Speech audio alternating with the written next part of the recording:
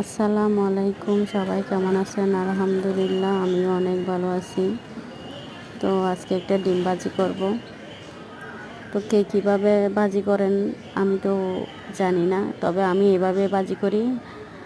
আজকে কাঁচামরিচ ছিল না, তাই একটু গুঁড়া মরিচ আর মশলা দিয়েছি। আমার হাজব্যান্ডকে যখন বলতেছি কাঁচামরিচ তো নাই, কীভাবে রান্না করব, বলতেছে তোমাদের যত সব আজু বাজু কথা। তখন আমাদের মায়েরা মরিচ দিয়ে, গুঁড়া মরিচ দিয়ে আমাদেরকে কত ডিম ভাজি করে খাওয়াইছে। আর তোমাদেরকে বললে তোমরা অনেক বাহানা খুঁজো, এটা নাই ওটা নাই এটা নাই। যেটা আছে যেই রকম আছে ওই রকম দিয়েই তো রান্না করে দিলে তো হয়, এত বাহানা খুঁজো কেন? তো আমিও একটু এভাবে ভাজি করে দিলাম, একটু পানি দিলাম। তো ডিম ভাজির মধ্যে কে কে পানি দেন কমেন্টে জানাবেন। ভিডিওটা এই পর্যন্ত। আসসালামু আলাইকুম, সবাই ভালো থাকবেন।